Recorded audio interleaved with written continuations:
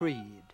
Yet passion in this Limoges enamel of fiddling and dancing, or the English love song, Bird on the Briar, burns through that denial with a flame sharper for its cowl of modality, bare intervals, the vacancy of yearning faces.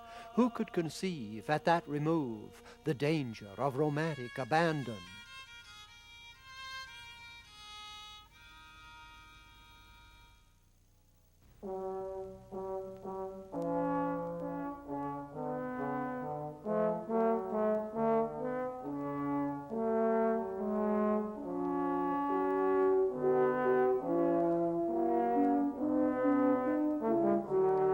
In the Renaissance, hear Tintoretto with Giovanni Gabrieli. The expansive celebration of flesh is held in the transpersonalities of allegory, drama, myth, where the fires of life and love can be at once raised and sublimated. The boundary condition for Shakespearean tragedy, Romeo and Juliet, thou art not conquered. Beauty's ensign yet is crimson in thy lips and in thy cheeks. Antony and Cleopatra, your crown's awry. I'll mend it and then play. Is that cleanness of combustion?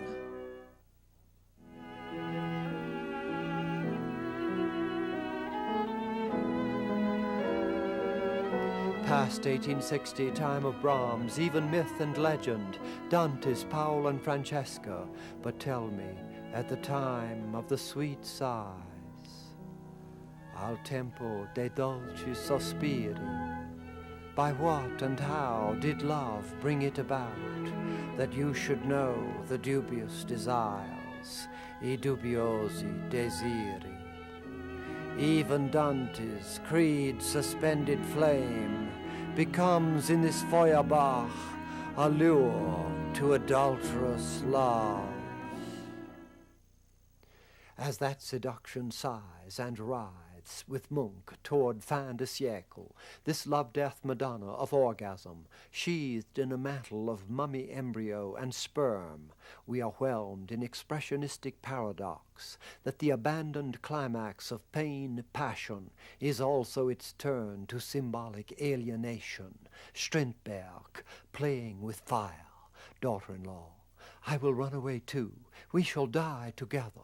Friend takes her in his arms. Now we are lost. Fire of hell that burns and parches all that was green and flowered.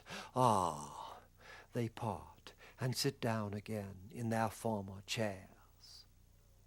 In Picasso's 1932 Girl at a Mirror, those morbid loves are caught in a crystalline change, pearls that were his eyes. What we are looking at must be model mistress Marie-Thérèse. How her belly swells with wish and pregnancy, though daughter Maya was not yet conceived. But the old vulnerabilities are distilled into color forms. The curtain has been drawn on the loading of the post-romantic bed. After the Second War, in the always rising market for novelties, however corn-porny the pop art titillation of Wesselmann's great American nude, number 98, mouth and tit, disclaim the hunger of the femme fatale. Euphoric euthanasia.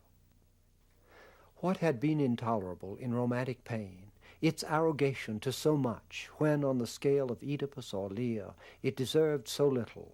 Ford Madox Brown's 1857 protest, "Take your son, sir." Womb cloth, crass father reflected in the mother haloing mirror, brings home. So Charles Bovary's bungling operation on the clubfoot of the same years. He has cut the tendon and strapped the foot for straightening in his famous machine. The strethopode was writhing in hideous convulsions. The box was removed. The livid tumefaction spread over the leg with blisters, whence there oozed a black liquid. Gangrene, in fact, was spreading more and more. Hippolyte looked at Bovary with eyes full of terror, sobbing, "When shall I get well? How unfortunate I am!" The amputation follows. A heart-rending cry rose on the air. Bovary turned white to fainting. He listened to the last cries of the sufferer, like the far-off howling of some beast being slaughtered. 30 years after that Flaubert, Munch, in The Sick Child, began with the lacerative heritage. By Munch's 1940 self-portrait, Between the Clock and the Bed, a pain no less goes almost funny paper grotesque. So in Faulkner's As I Lay Dying, where Cash has broken his leg and the father has poured cement on it to ease his thumb, the scene through the eyes of a boy, Vardaman, turns to idiot laughter. Cash's leg and foot turned black. We held the lamp and looked at Cash's foot and leg where it was black. Your foot looks like a nigger's foot, Cash, I said. I reckon we'll have to bust it off, Pa said. They got the flat iron and the hammer. Dewey Dell held the lamp. They had to hit it hard. And then Cash went to sleep. He's asleep now, I said. It can't hurt him while he's asleep.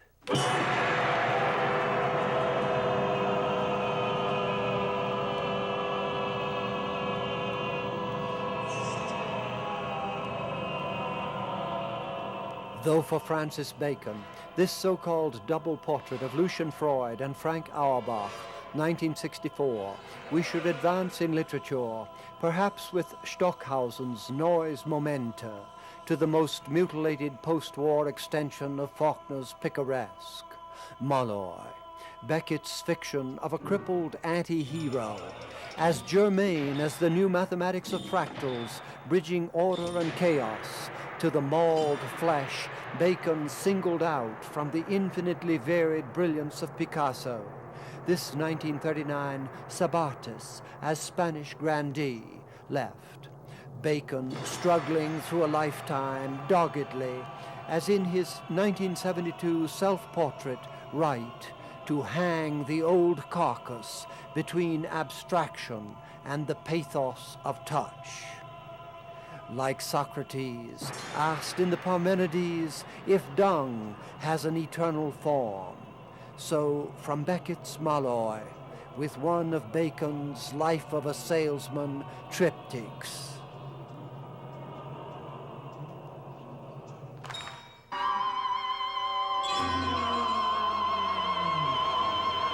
So you get up and go to your mother, who thinks she is alive. But could I crawl with my legs in such a state, and my trunk and my head flat on my belly, using my crutches like grapnels? I plunged them ahead of me into the undergrowth, and when I felt they had a hold, I pulled myself forward by the wrists. And from time to time I said, Mother, to encourage me, I suppose. The forest ended in a ditch, and it was in this ditch that I became aware of what had happened to me. I lapsed down to the bottom of the ditch. Molloy could stay where he happened to be. For body, too, it is on the bitterest malformations of Picasso left, this 1940 woman dressing her hair, that Bacon, right detail, has seized. How far down both he and Beckett root the existential claim, Molloy. Deep down is my dwelling, somewhere between the mud and the scum. Even Beckett, Bacon, Stockhausen, in their agony, are post-war equilibrists.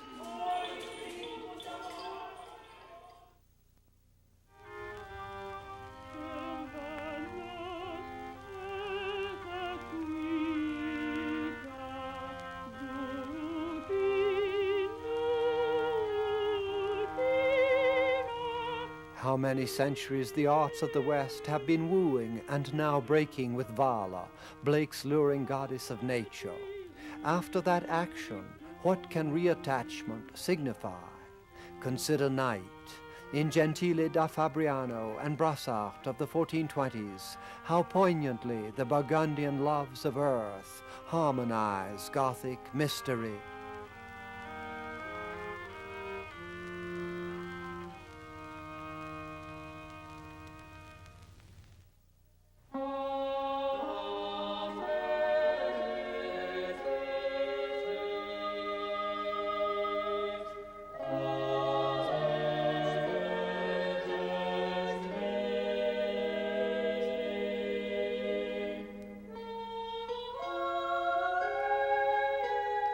By the 16th century, the wonders of the moonlit world, the enfleshed passions of man, have filled almost to plenum the old mystical realm, in what Mabuse drew from Leonardo, sinful from Josquin, asperges me, cleanse me. We approach a divide of spatial and humanist transformation.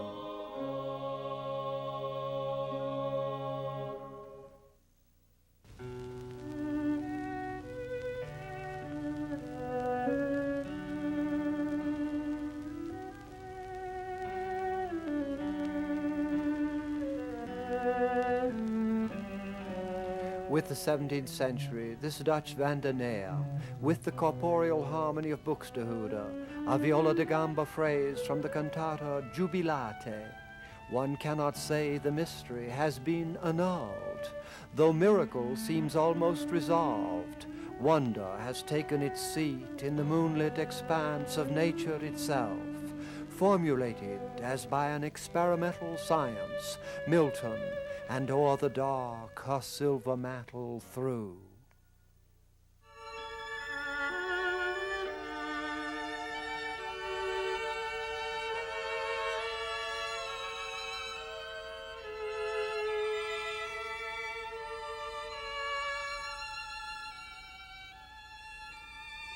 In Friedrich's night scene of Swans in the Rushes, about 1820, of which he said, "The divine is everywhere, even in a grain of sand," here I depicted it for once in the Rushes. Representation both maintains and etherealizes the phenomenal.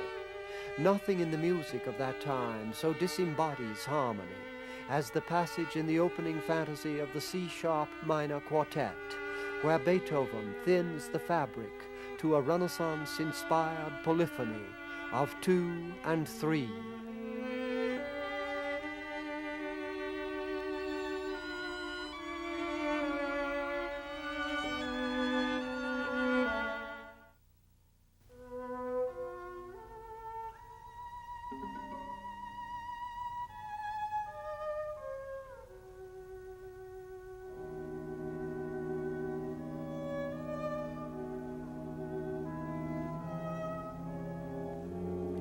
Paul Klee is prolific in night scenes where the spatial content has flattened to the visionary, as in this Walpurgis night, baroque and classical, given over for inspired child doodling.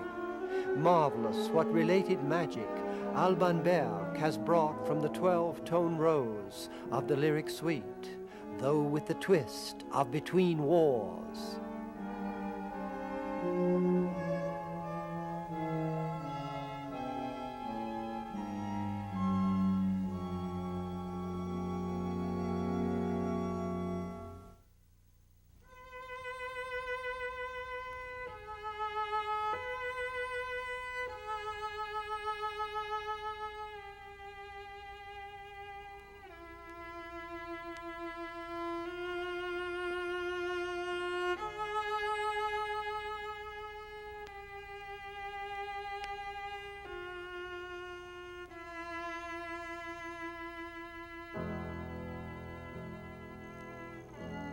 Messiaen, in a 1940 prison camp, had already entered under the designation Quartet for the End of Time, here from the movement Louange à l'éternité de Jésus, into the orbit of weightlessness.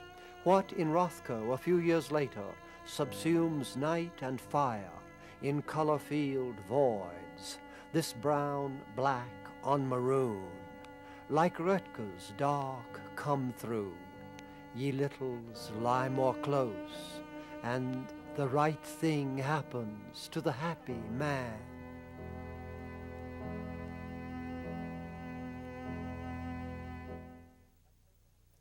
Take a theme, as central as any to the world action from the Age of Revolution through our wars. Let it be Blake's From the Gates of Paradise, 1793, a little engraving labeled I Want, a ladder through the night sky reaching to the moon. For all Blake's revolt from logic, this symbol of fallen desire is literal, the temporal folly of an eternal delight. In Miro's 1926 Dog Barking at the Moon, though one thinks, of course, of the nursery rhyme about the cow and the little dog laughed, the surreal has cut loose from daytime moorings. Yet the rift between dream and waking still flexes consciousness to weird defiance, as symbolist loaded as when atonality warred on tonality in the music of those years. Of her Ladder to the Moon, 1958, Georgia O'Keeffe writes, "At the ranch house there is a strong handmade ladder to the roof, and when I first lived there I climbed it several times a day to look at the world all round. One evening I was waiting for a friend, and stood leaning against the ladder, looking at the long dark line of the Pedernal. The sky was a pale greenish blue, the high moon looking white in the evening sky. Painting the ladder had been in my mind for a long time, and there it was, with the dark Pedernal and the high white moon, all ready to be put down the next day. Though she must have known the Blake and the Miro, her picture is as free of symbol or surreal tension, of any directive gravitation, as if it existed in interstellar space. Of an abstraction so automatic, what account can be given but hers of the visible? I was leaning against the ladder, and saw it so. More detached than William Carlos Williams, so much depends upon a red wheelbarrow glazed with rainwater beside the white chickens. Was that letting go enough?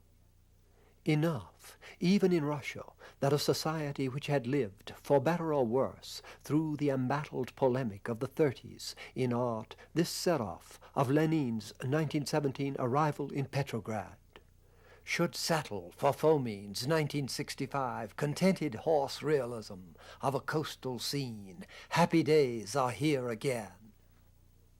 Or in China, that the Marxist flood of wrath Li Hua climaxed in this 1947 woodcut, and which Malraux had seen in Man's Fate as drowning backward dreams, should yield to the peasant gouaches from Hussein County, well digging on a snowy night, every personal concern put off for the cartoon smile of achieved togetherness.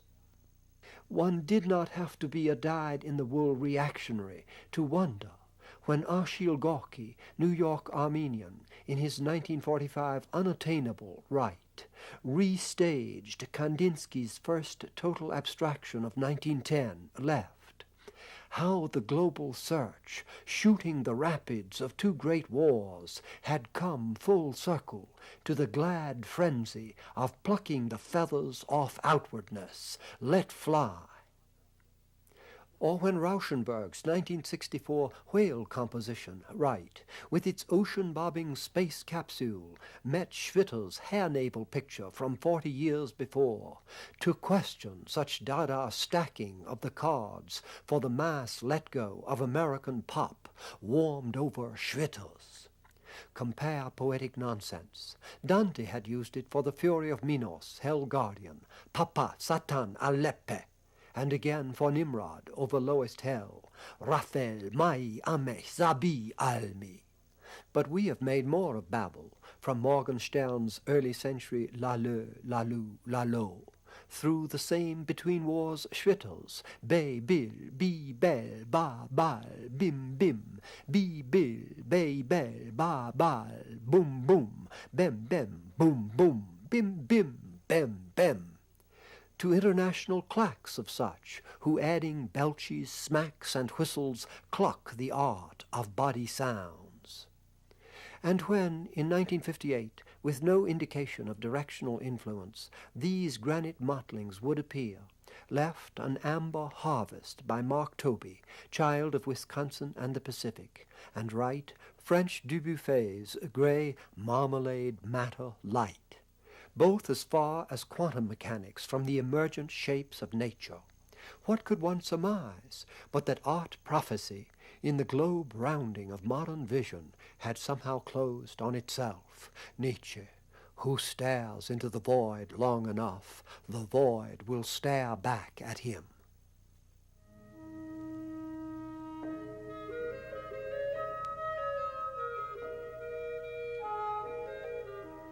Yet who could believe that the romantic delights of Bourgeois and Biedermeier, this 1830 Waldmüller spring in the Vienna woods, could be revived again in between and post-war America, however the New Deal leaned that way, while Copeland, who had begun with tough experiments, by the 1940s was harmonizing Appalachian Spring for those soft ears Ives had cried down.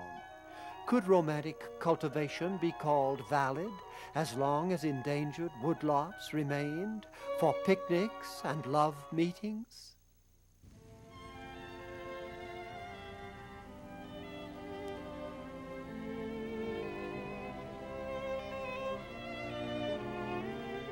Could one build on those cinder cones of reaction? Everywhere romantic nostalgias to be whipped by kingfish rant, share the wealth and share the women, into will and power to prop up the big top of the West. From Germany in the early 1930s, George Schrimpf's 100-year landscape flashback, curiously tied to Grant Wood, and why not to Strauss's wartime capriccio. Harmless as the name Schrimpf. 1933 was dark all over the world. Japan was already in Manchuria, and the League of Nations was dying in Geneva.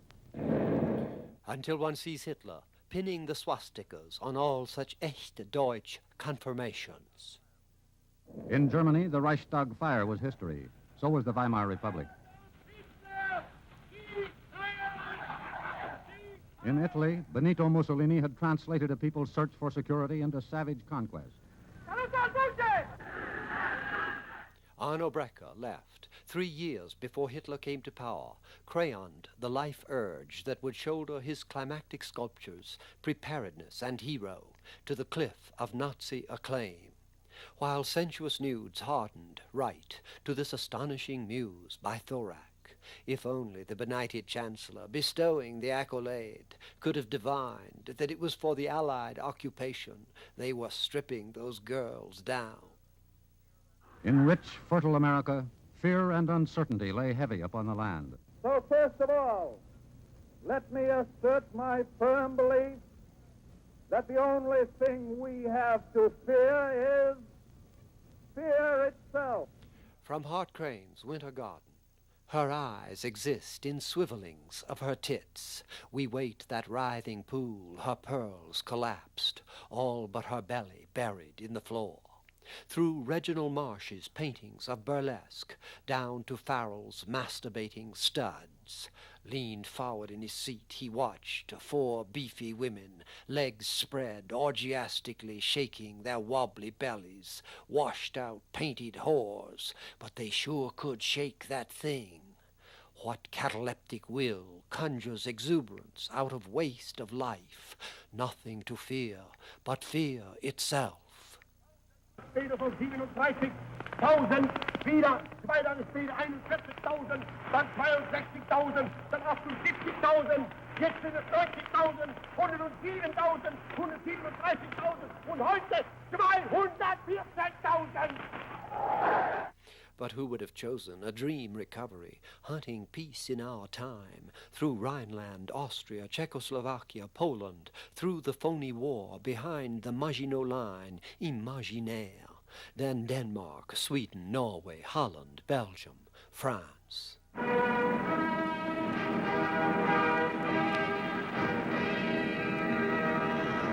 Achtung, hier ist der Großdeutsche Rundfunk. Sie hören jetzt die soeben eingetroffenen ersten Rundfunkberichte vom Beginn der Verhandlungen über den Waffenstillstand mit Frankreich im Walde von Compiègne. To Hitler's dance in the forest of Compiègne for the French surrender. If photo-faked, no wonder it has the look of Tolstoy's child in the carriage, pulling the strap and thinking he is guiding the team. Since the Chaplinesque drollery of the great dictator rode a physical and psychic release, which neither the arch bungler nor anyone else, once it was revved up, could steer, much less stay. like the rise and fall of dinosaurs, that roar of planes warping in over the meagre air defences of England was what we would live through, in fact, and in the rhetoric of Churchill, their darkest and their finest hour. Outside the barracks, by the corner light, I'll always stand and wait for you at night. We will create a world for two. I'll wait for you the whole night through. For you, Lily Marlene. Then the counter-rallying, irresistible thunderhead of war production, backing the myth of the free and peace-loving peoples. This California assembly line of dive bombers, 1943, with the Europe I would travel to under occupation, fire-scarred, gaunt cathedrals out of ruins. I had seen you before, now after, when the last storm romantic recklessness involved you in broke over you, and your Atlantic children backlashed on the wind clouds of detonation. Hitler's talk of realpolitik, his masterminding, fomented a Europe more visionary than actual. Vengeance is mine, saith the Lord, I will repay. These SS guards at Bilsen concentration camp, set to sort and bury the rotting corpses of Jews. Surreal as the art the Führer had condemned. What a slide to this.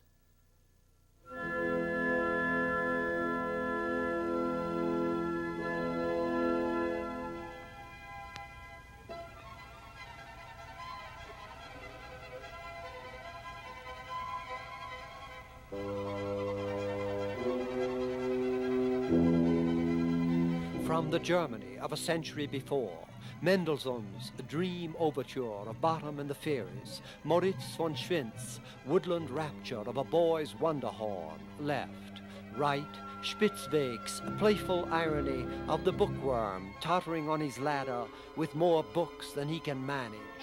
Does all history attest a change so swift and terrible? But hope had more lives than a cat.